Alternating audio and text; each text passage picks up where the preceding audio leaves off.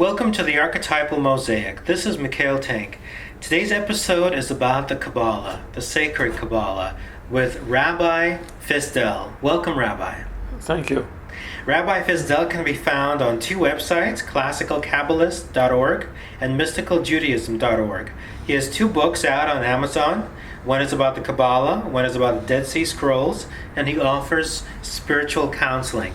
I've taken a Kabbalah class from you recently about the holy, holiness in general. If you can describe, in this world, there's so much that's dense, and maybe it doesn't reach into the holy sphere. Whether somebody is atheist or not, I think there's definitely a feeling of divinity when you can elevate society, yourself, with whether intelligence or music or spirituality or inspiration, creativity. What makes something holy? I would say what makes something holy is reverence. And also one's intentionality.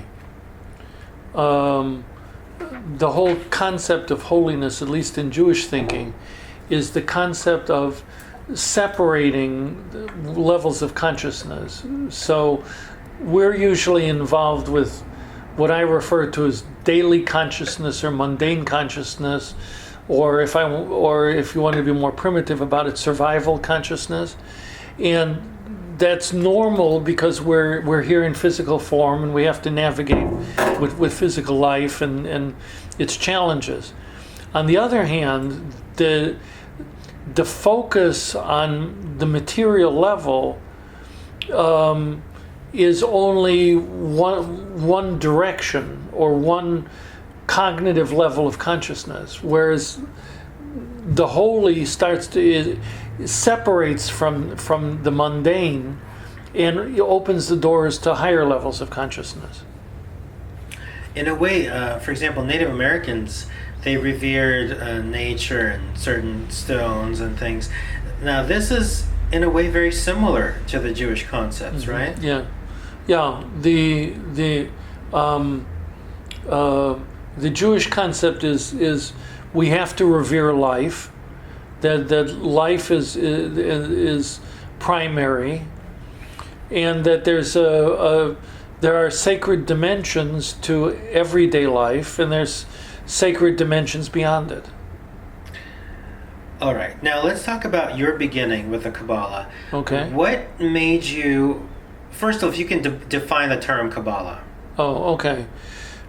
Kabbalah, well, basically means two things, and in both of them relate to the whole general understanding of Kabbalah. One is Kabbalah comes from the verb lekabel, to receive something.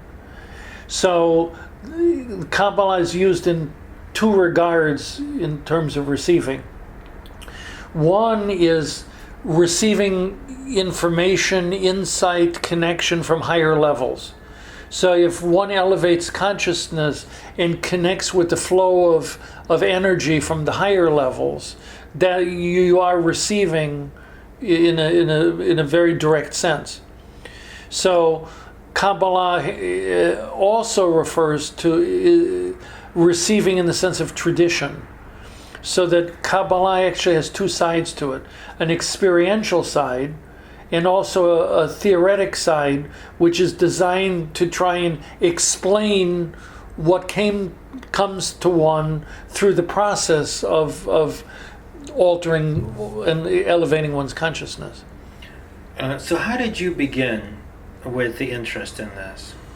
Oh, well, it started a long time ago. I was a kid. Well, more or less. I think the major door that opened was when I was either 17 or 18, and I found the only novel that Martin Buber ever wrote, called "For the Sake of Heaven," and it was about it was it was about a Hasidic family, and also the main character in the story was studying Kabbalah and would also experience, as a result,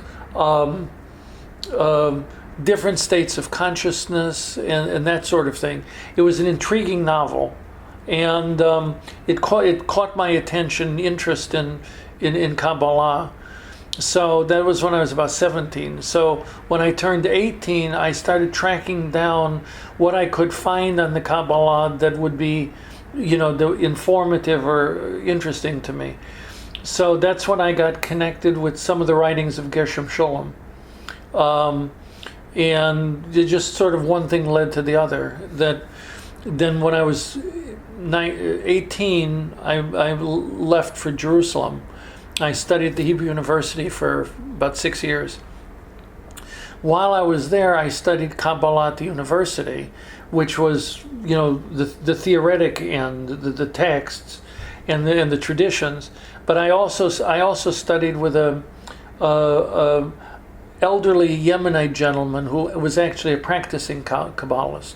So I developed an interest in this in my late teens and early 20s. And how did you become a rabbi?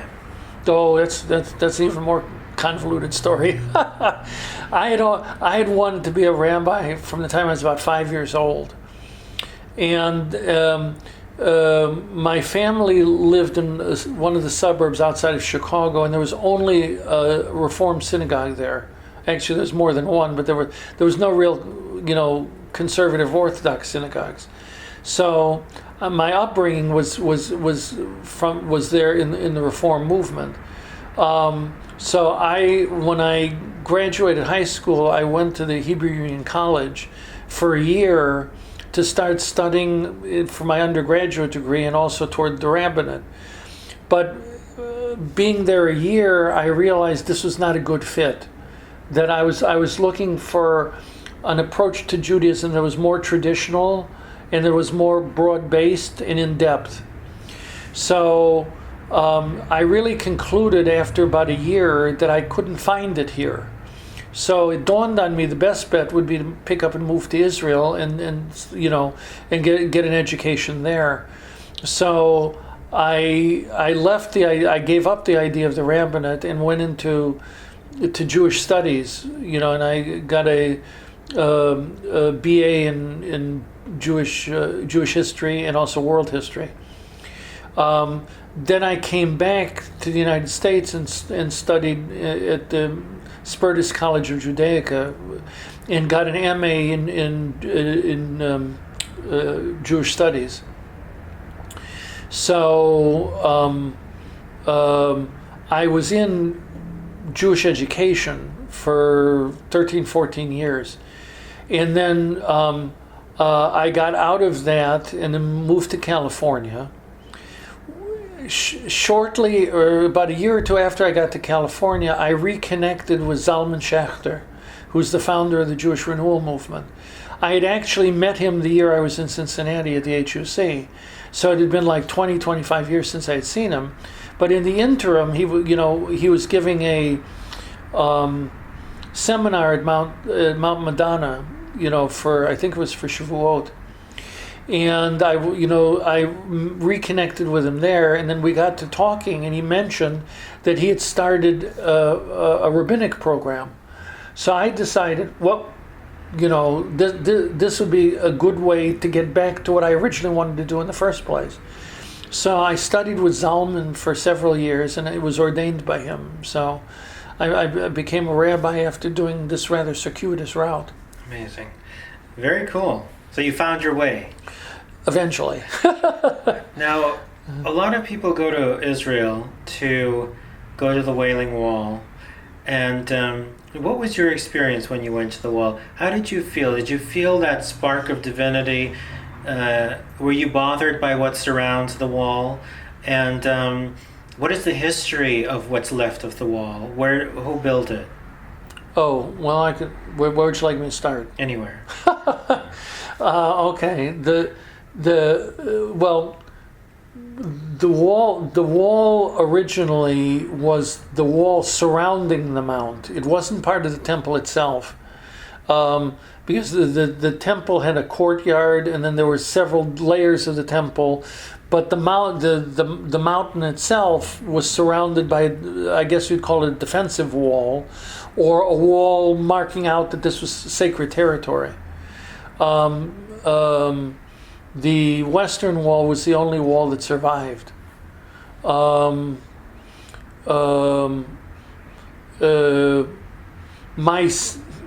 My personal sense is, for a number of different reasons, that how do I put it?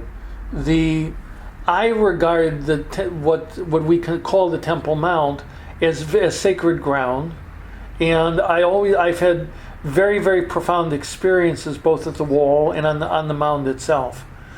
Although, parenthetically, I'm not 100% sure that's exactly where the temple was. There's a possibility to my mind the temple was a little further over, so to speak, that the Ophel that goes out into the valley from the mound area is surrounded by a valley, and it gradually goes up. And I've always had the feeling that the temple was likely to be, at the apex of where the valley rises, which is not exactly the same place. So, what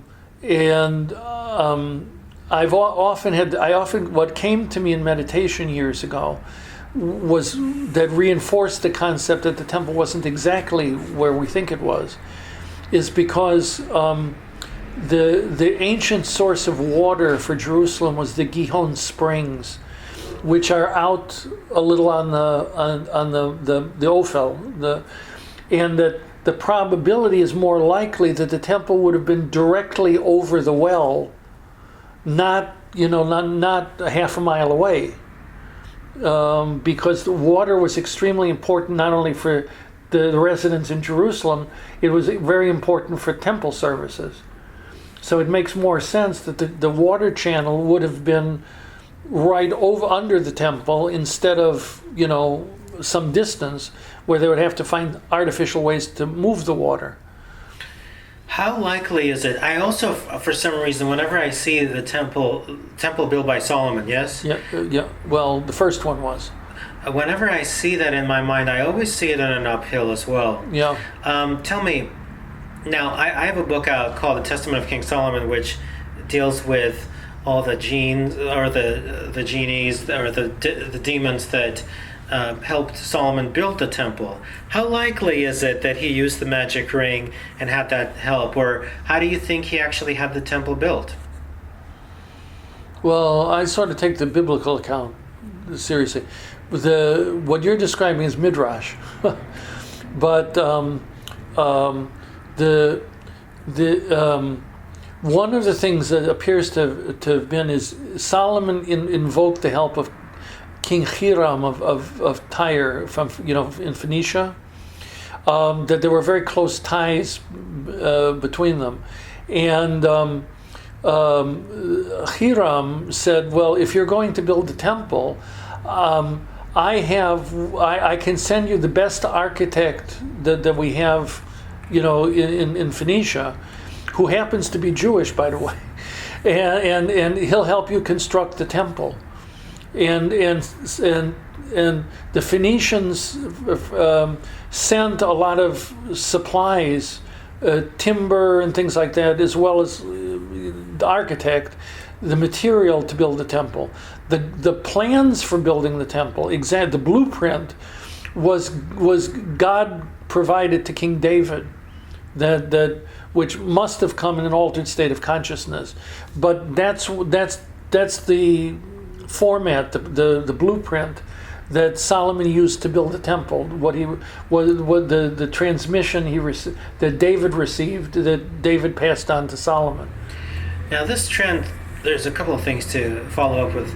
The transmission. So, for example, in Delphi, where the oracles were getting transmissions, they were using gases from the earth to help them get into an altered state. Yeah. What helped David get this transmission?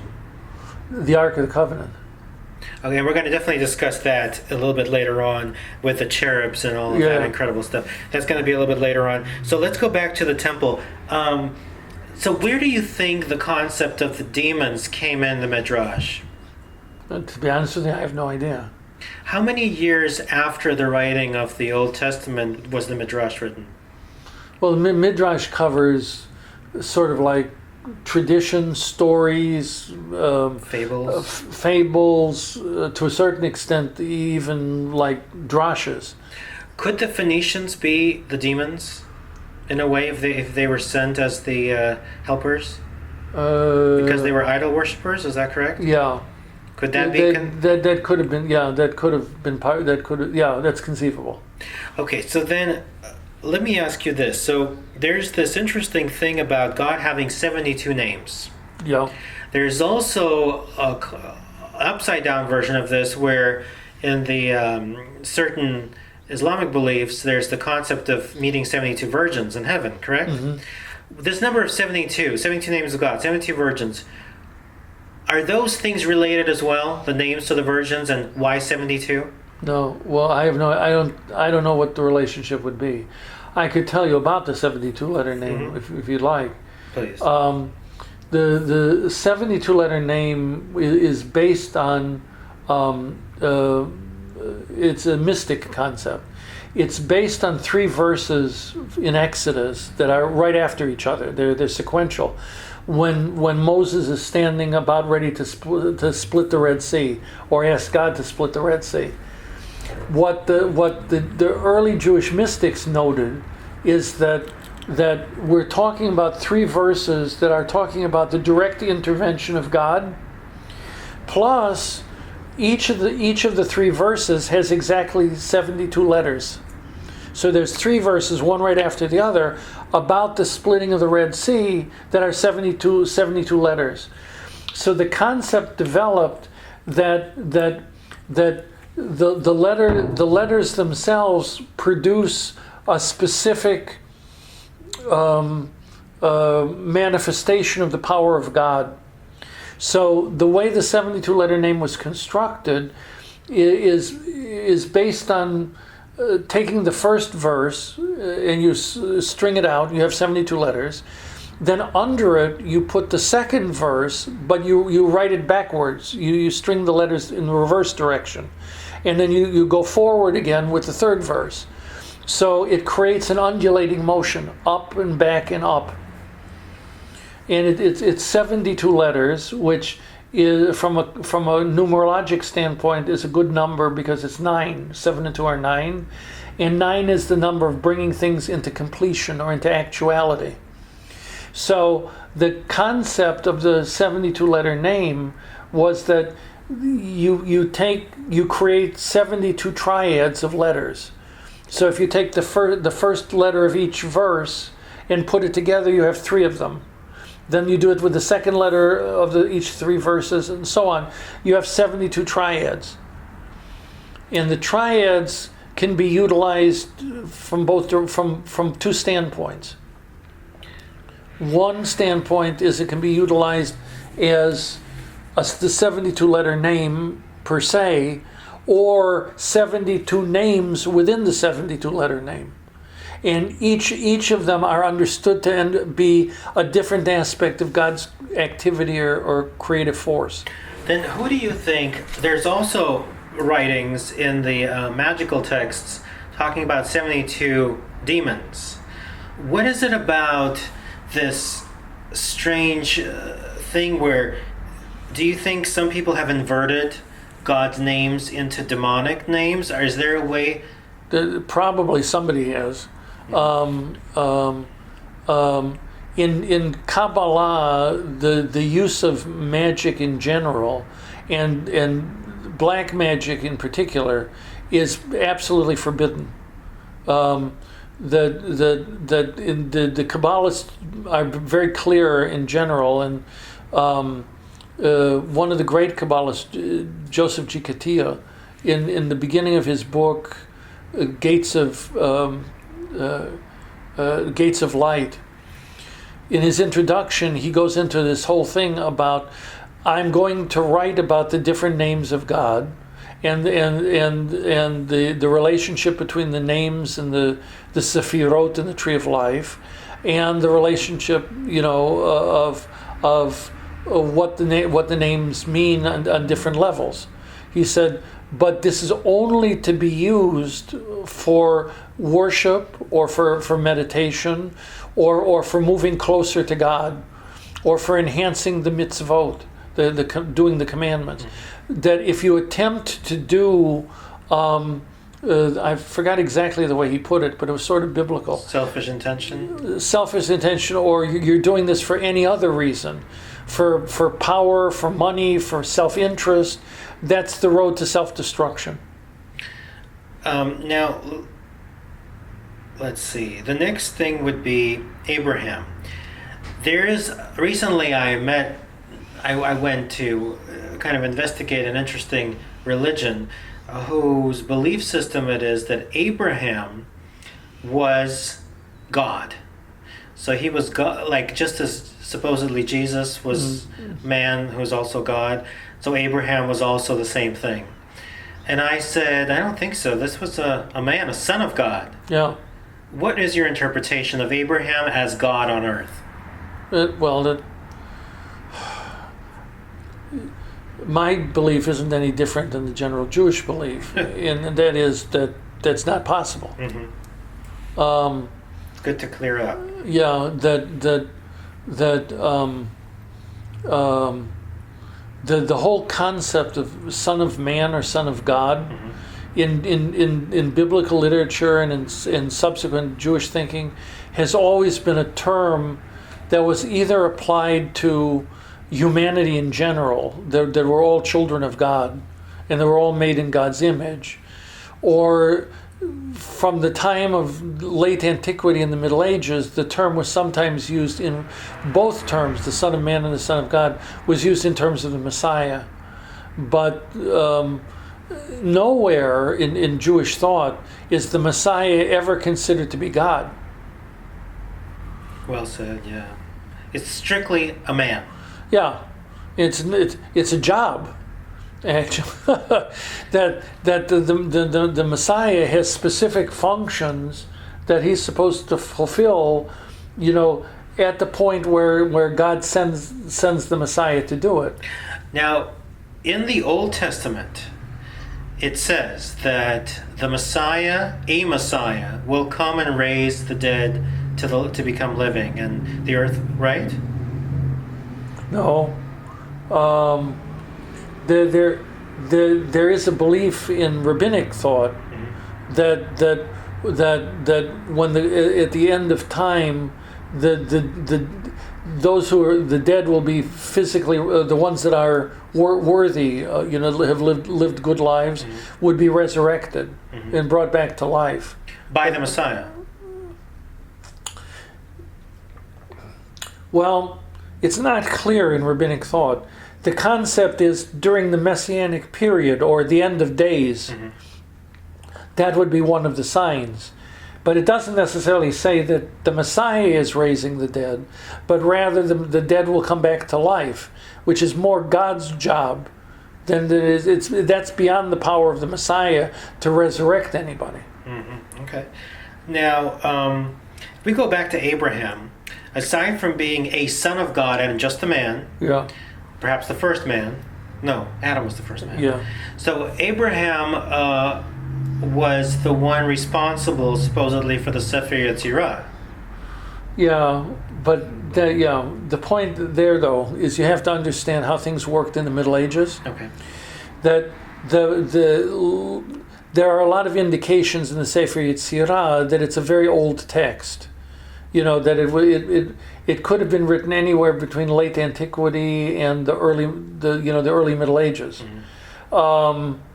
But the versions so what in medieval period, people would write books that were very holy, that had very powerful content, and basically the concept or the practice was you attributed a book like that to somebody in the far past who's respected.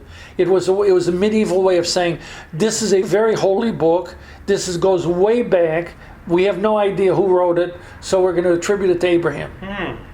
Interesting. Yeah, that's how it worked. The Sefer Yetzirah is known as a 3-page text with a lot of astrological symbols, known to be as one of the very first books of the Kabbalah, right? Well, from a historic standpoint, the Sefer Yetzirah may be pre-Kabbalah, or very, very, very early. Because the Sefer Yetzirah basically only introduces the idea of the Sefirot vaguely, and only 1/6 of the book deals with the Sefirot. The concept of the Tree of Life seems to have emerged sometime after the Sefer Yetzirah was written, because there's no concept of the tree. It's more talked about vaguely as the Sefirot, and you do get the picture, though it's not exactly stated, that the structure of the Sefirot in terms of the Sefer Yetzirah has to do with like concentric circles, or as a linear progression of Sefirot or developments, but there's no real structure talked about. Are Sefirot, in a way, the opposite of black holes? That's a hard one to question, but on a symbolic level, yeah, the Sefirot are stages of the process of creation, emerging and evolving. So what happens in a black hole. Actually, in part we know, in part we have no idea. That everything is sucked into a black hole, it infinitely or to a great condenses, and then something happens, but we're not sure. In this case, it's the opposite. Well, so like I said, from a symbolic or conceptual standpoint. Now, the correct way of saying is a tohu vavohu, or tohu vavohu. Is that in a way the very spark of a Sefirot's inception? No, because in the Sefirot start out from God's intention and then gradually emerge or emanate one after the other from the intention.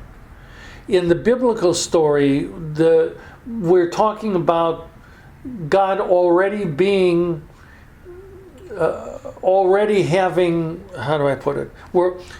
It's like Genesis doesn't start at the beginning of the process. It starts at the beginning of the process that God used to create the universe as we understand it.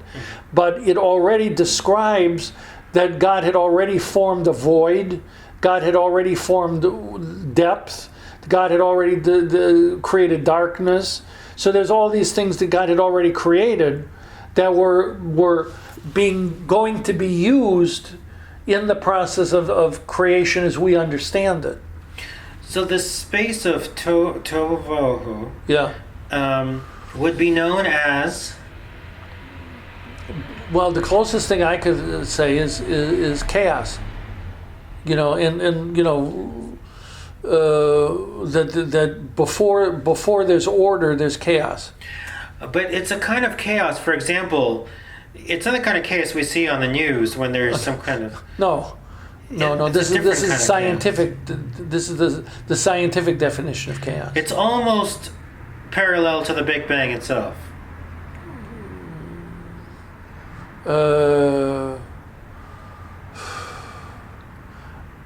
They seem perhaps very similar. There are similarities, but I'm cautious about making an identity between the two. Now, okay, so let's go back to the 72 names and demons. In many religions and spiritual beliefs, people who are enlightened or reach a certain level of wisdom or spirituality or connection to the unconscious, a lot of times there's a certain kind of light that surrounds them, and demons and dark forces and jealousy and negativity seems to it's like moth to a flame. They're really attracted to that. In the Jewish Kabbalistic perspective, what is that called, and how does one protect themselves from such vampirism? Okay, well, this is going to take a while because the Jewish conception is somewhat different. The Jewish conception does talk about demons, and it can talk. Judaism never accepted the idea of hell. What they refer to as Gehinnom, which is often translated as hell, actually is technically more purgatory. And the concept of demons is not always negative.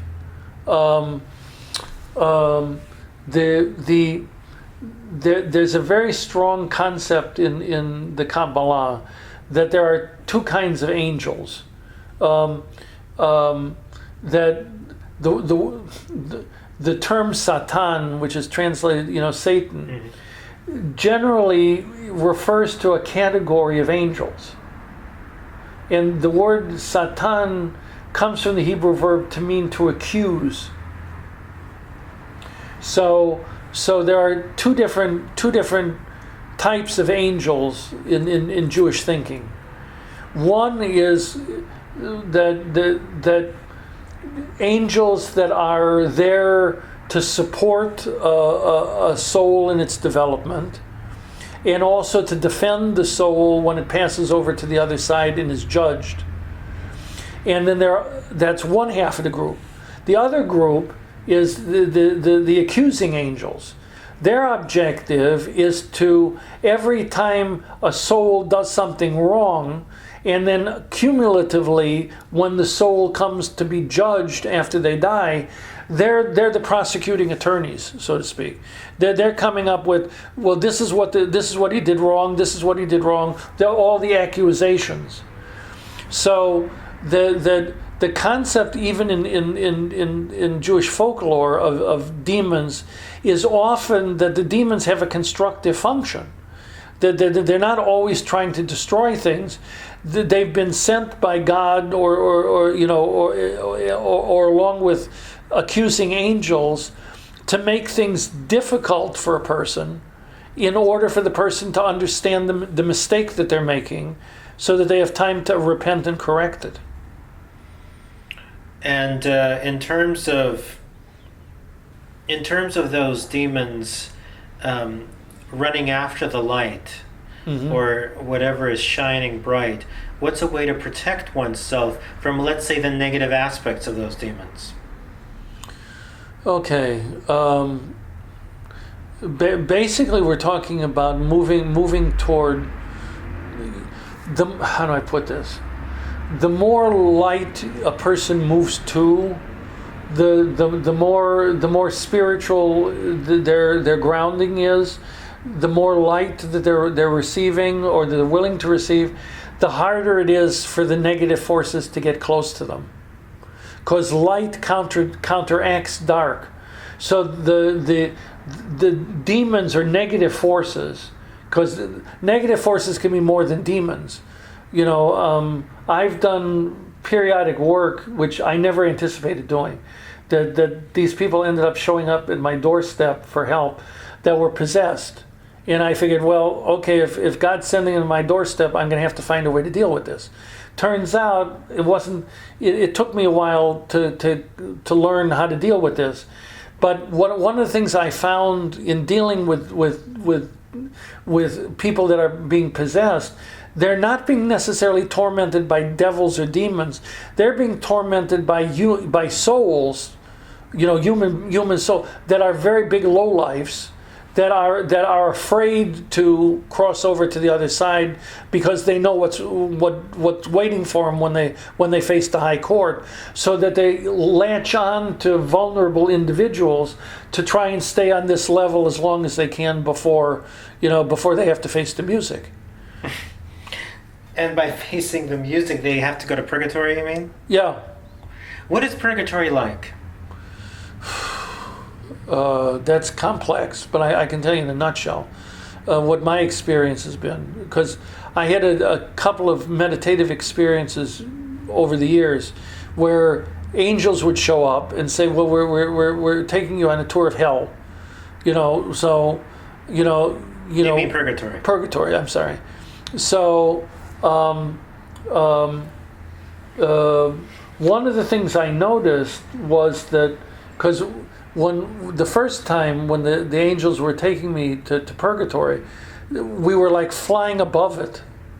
And what I noticed was like a huge expanse. So this wasn't a territory, this was a huge territory. And that that purgatory was like divided up into all these like rooms. It was like a labyrinth? Like a labyrinth, except with rooms. And what was going on in each room was a different aspect of purgatory. And I thought it was really interesting that none of the people in the rooms that they were in had any idea there were any other rooms. So they were like self-contained. But one or two of them that I remember the most clearly was how do I put it? Well, I'll give you 2 or 3 examples. One of which, the first room that struck my attention, was a room that was sort of dark. It was like a dark room with windows at the top, and the light was coming in, but it illuminated the room so you could see, but not much more than that. It was very, very dark in the room. But what I was seeing was a number of people in a circle, all wearing cloaks and a hood. And they were marching around in a circle, and they were all looking down at the ground, and it was like a perpetual motion. So I asked one of the angels, well, what is this? What is this place? And his response was, this is where souls go who've committed suicide. Mm. And he said, he said, what do you notice about this? I said, first of all, they're walking around in a circle, which means they're not actually going anywhere. So the angel nodded. He said, what else do you see? I said, I see they're looking down at the ground. I said, I'm not sure what that means. He says, it means that they were so absorbed in themselves and their own sorrow and their own narratives that they're stuck in the story. And I said, the other thing I noticed was that even though they're walking around as a group in a circle, none of the people walking around is aware of any of the other people in the room. And he said that that's the self-absorption element. And yeah. And it's so interesting, that totally reminds me of being in first, second grade in Russia during recesses. That's what we did. We walked in a circle, looking down for 15 minutes. So I experienced this in person. Welcome to purgatory. Yeah, exactly.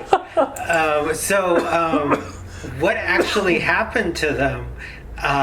Do you any feelings about what happened to them later on, or? Well, what eventually happens is you're in purgatory until you figure it out. Mm-hmm. In other words, if a person finally realizes what they've done and the extent of what they've done and the ramifications of what they've done, and feel a sense of regret or remorse, that's the key out of purgatory. Wow. That's the way it is here on Earth too. Yeah. Except in purgatory, here on Earth, it deals with your unconscious and conscious mind connecting in a way and making that spark. How do you prove that in purgatory, in the other realm? Who do you show that to? How do you say I'm ready to get out of the circle? I don't know. I think it's the cognition. The cognition allows you freedom? Yeah, because it's going to change your behavior. It's going to change your viewpoint. That's an exquisitely remarkable, dark image, moving image that you've you've imparted onto the audience and into me, because I can completely see. Not only have I experienced it in real life, but it's really something. I mean, I can see a whole movie out of this or a whole book out of this. Yeah. Maybe that's something you should write about. I don't know if there's been a lot of what happens after suicide books. So, and of course, anybody thinking of such a thing, please call 911 or go to call 911 if you're thinking of that. But at the same time, we're having a philosophical conversation. So, now, or any other emergency phone number in your country. I don't know what emergency numbers are in every country, but in the U.S. so far is 911 as of this recording. Nonetheless, let's move forward to, that was really, we went pretty deep there. I'm taking a moment just to come back. Okay. To bring something to a lighter note, Rabbi Fisdel and I, we have 3 similarities I always notice. We always wear hats. We always wear Adidas, which is German, interestingly, and we always wear some kind of a talismanic stone. Mm-hmm. So that's just natural between us. Now, tell me about hats. Like a lot of Jewish people wear kippahs. Yeah. I recently got a really fantastic one from Israel. But tell me, now you wear straw hats. I wear caps. Mm-hmm. First of all, what makes hats holy? Second of all, does it matter what kind of hat? And third of all, in many gatherings when you go to have dinner or meet people, it's always considered rude to wear a hat. Right. I never feel that way. I always disagree. Right. I feel it's completely not rude. We're in different places there. Right. So tell us about those things. Okay, well, I'll start with question 3 and work backward. Okay. In terms of wearing a hat at a social gathering or things like that, that's just Western cultural practice. That in Western culture for centuries, the concept was being respectful. You took off your hat. Like what used to be the case, although people don't do it anymore, is when you were walking down the street to acknowledge someone you knew, you doffed your hat. It was considered impolite. It was considered important, wearing a hat outdoors, because there are practical considerations for that. But to wear something that's meant for outdoors indoors was considered impolite. But that's just that's just Western culture. In Jewish culture, the idea has always been the opposite, because it developed in the Near East. And in Near Eastern thought, it's the opposite, that covering your head is a sign of respect. Mm-hmm. So for a very long time, for much of Jewish history, the men wore hats all the time. Including inside the house, at dinner. Right, because, covering your head meant showing a sign of respect. So the concept was you need to show respect not only for other people, but also for God. So God is anywhere you go. It doesn't make any difference whether it's inside or outside. So the wearing of the hat on a constant basis, it was a sign of general respect and also reverence toward God, which is a higher respect than to a human. Yes. And you also do the same thing that I do, which is wear hats anywhere you want, inside out. Well, unless it's I am sensitive to sometimes to cultural norms. So if I'm in an auditorium, where they expect you not to wear a hat, mm-hmm. I don't wear a hat in a theater, like in a movie, either, because it makes it hard for somebody behind me to see mm-hmm. if I'm wearing a hat. Unless you're on a steeped. Yeah, unless I'm in the back row, mm-hmm. or I'm in the front row in the balcony, then it's a different story. But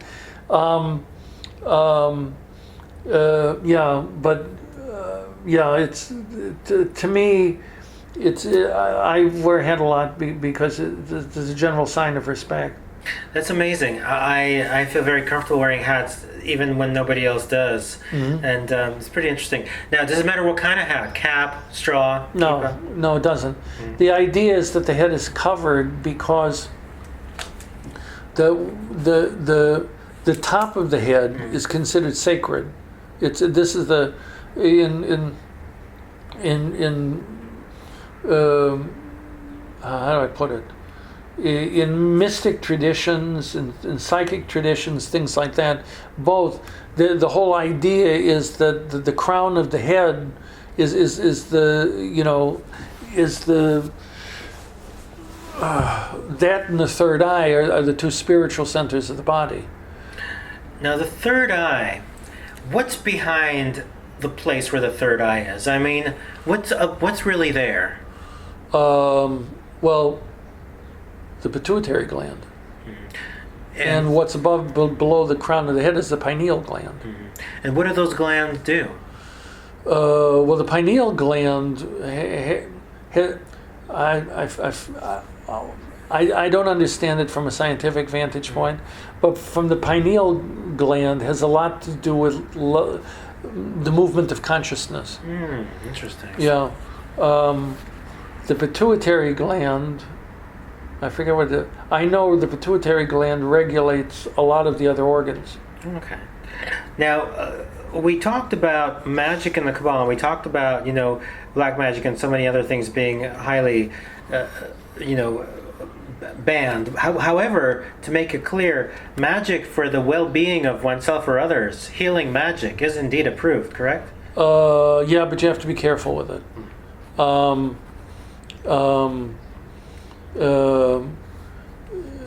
How do I put it? Again, the reference is that you can use Kabbalist principles for healing purposes, but basically what you're doing in that case is you're basically, in a sense, connecting with divine energy in order to allow the healing to happen.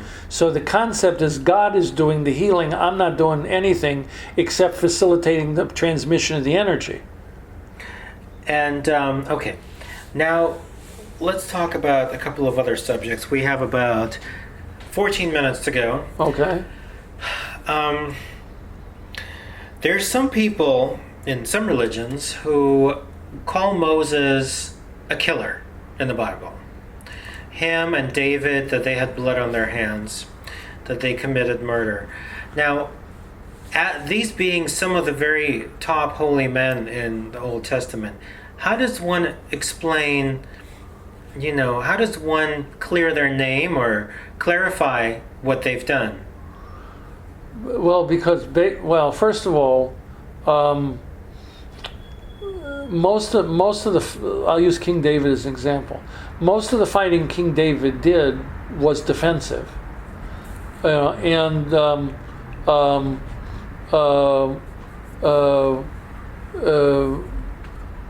same thing was true of King Saul, Samuel before him, that sort of thing. That that it's usually how do I put it?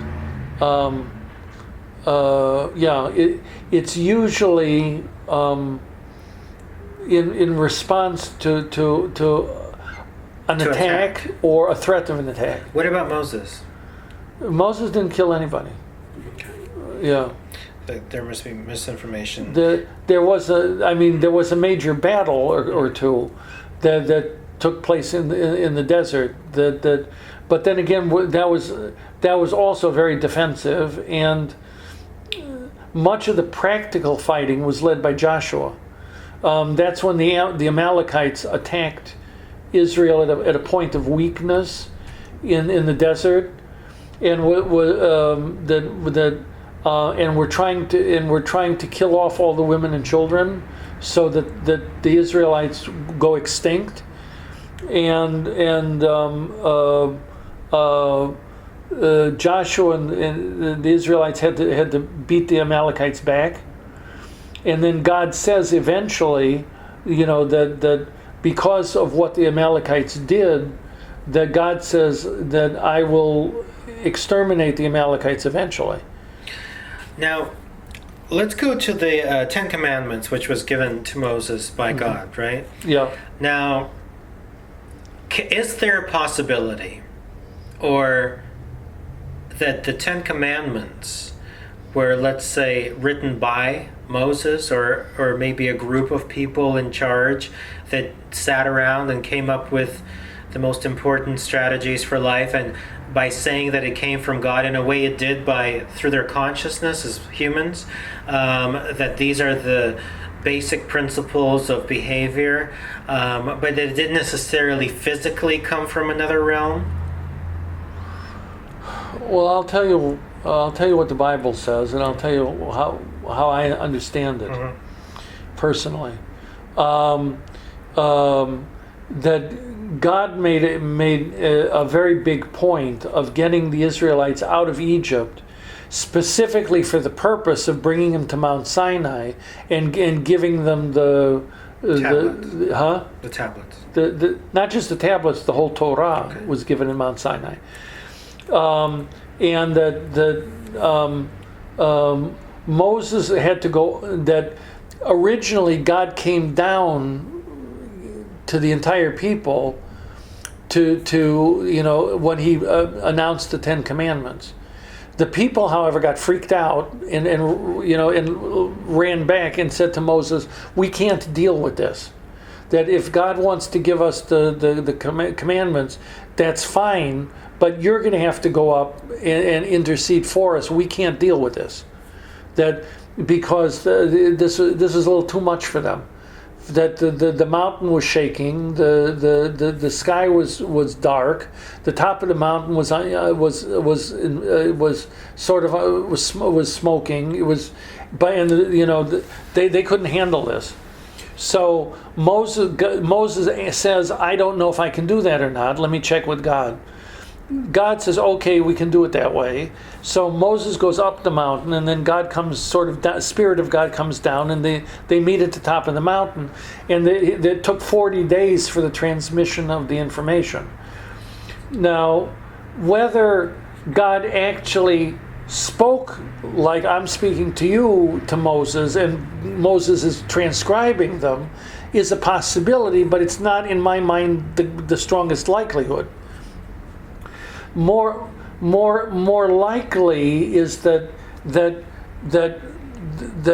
it was coming to Moses via some sort of sound, and that because what happens with the Ark of the Covenant when Moses talks to God from the Ark of the Covenant is not that God's words come out, but sort of like a vibration or a sound or a series of sounds emanate from over the top of the ark, and then Moses is able to sort of meditate on the internalize the sound, and then he comes out and this is what God said. Boom, boom, boom, boom, boom, boom, boom, boom.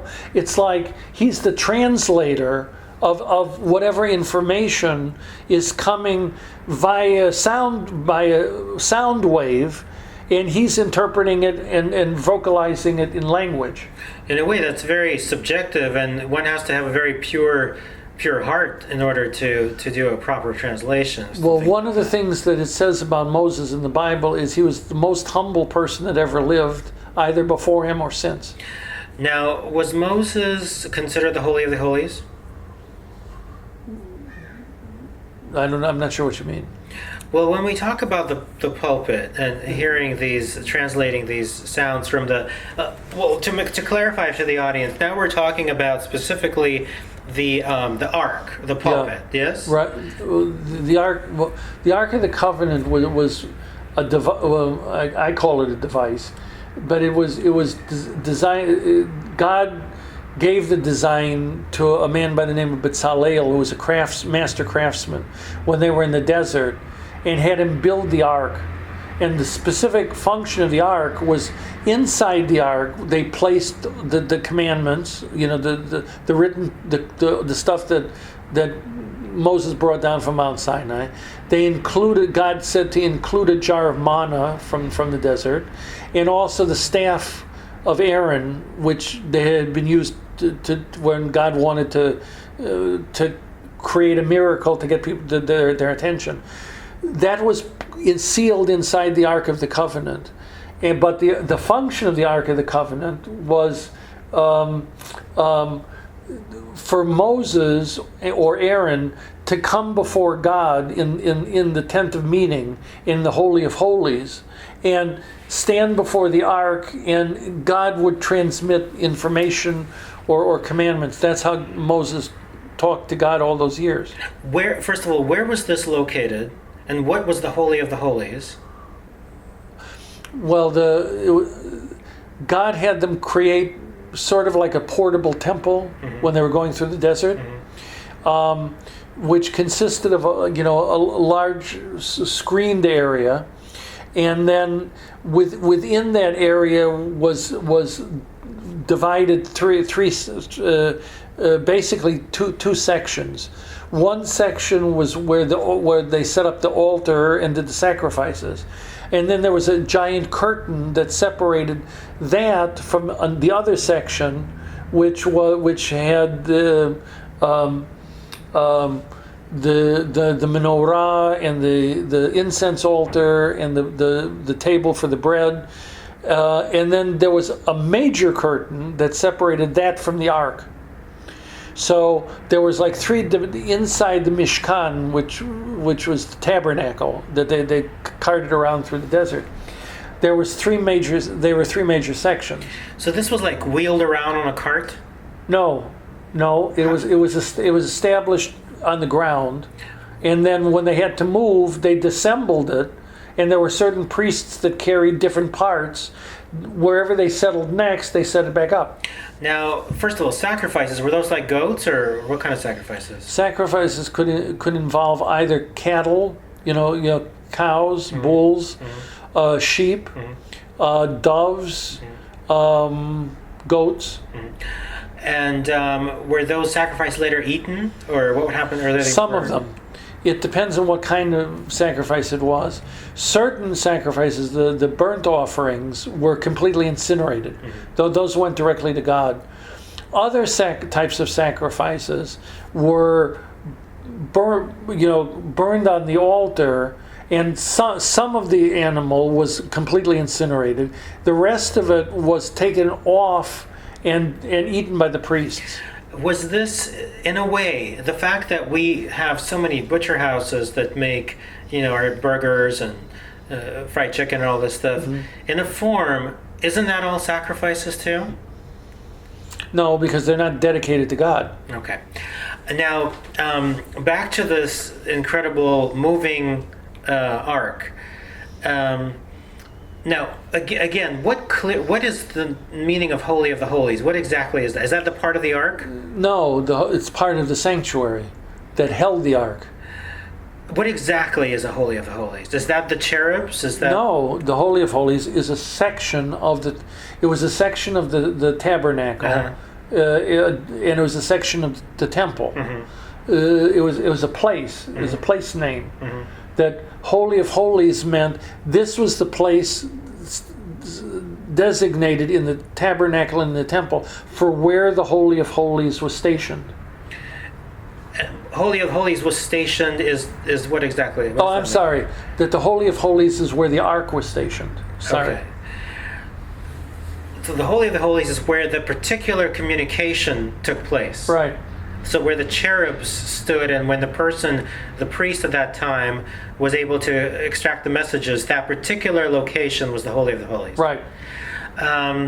In a way, exactly the same thing as in Delphi was the oracle with the whatever ball and the bagasse coming. That particular area. Yeah. So in that area, as you discussed, it was made from acacia wood and gold, right? Yeah. Made in such a way that there was such an electrical charge. So this is everything that you've said previous in the class, which was fantastic. What a story! What an image!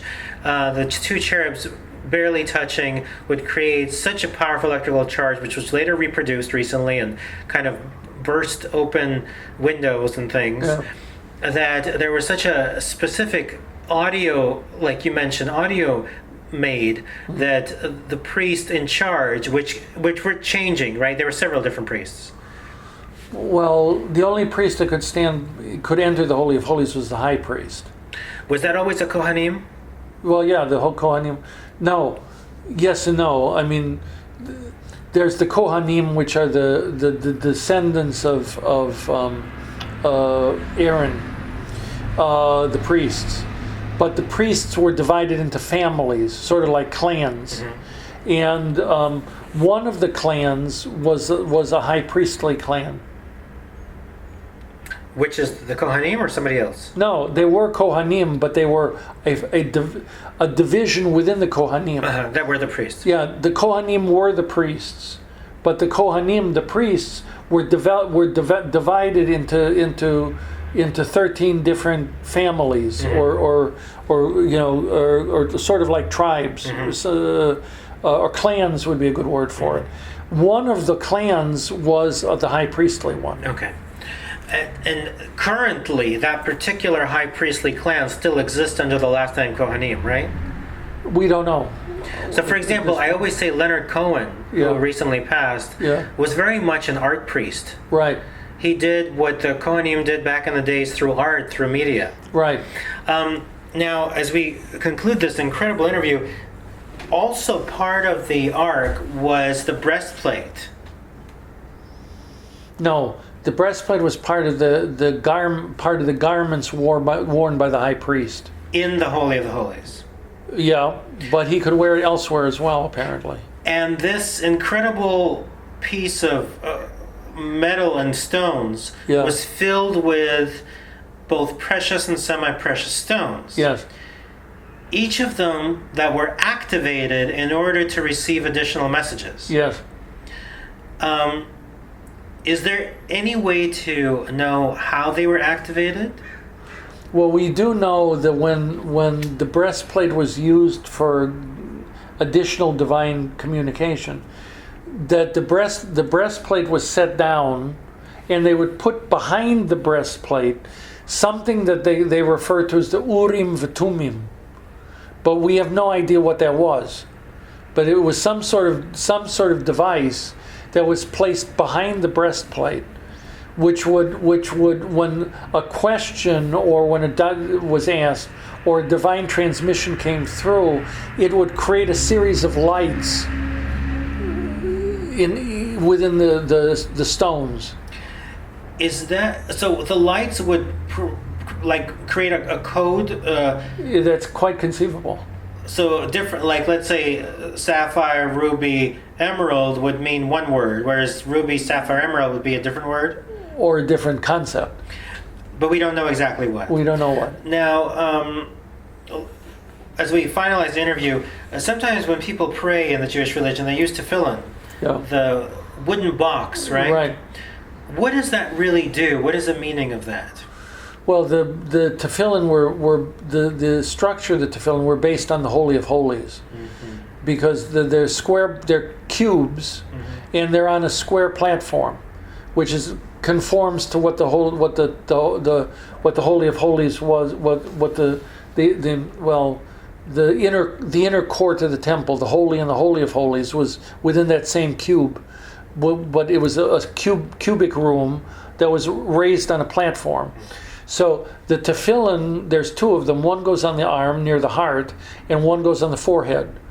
So it's meant to connect heart energy, which is psycho-emotional, with higher consciousness. So when you're using the tefillin, you're drawing down energy from two different directions, from the higher level and from deep within yourself, and it's meant to heighten consciousness and to also to deepen reverence and experience while praying. And they're only used during the weekdays, not on Shabbat, because Shabbat has such intense energy, you don't need to augment it. In a way, it creates kavanah by wearing it. Yeah. Wonderful. Is there anything else you'd like to share with the audience? I don't know. I can respond to questions. It would take me longer to come up with a subject. Well, we've been speaking with the very wise and profound Rabbi Fisdel. And You can find out his 2 books on Amazon. One book is about the Kabbalah, one book is about Dead Sea Scrolls. His websites again are classicalkabbalist.org and mysticaljudaism.org. He also offers spiritual counseling. Rabbi, it's been a true pleasure having you on the show. Well, thank you very much. I enjoyed it.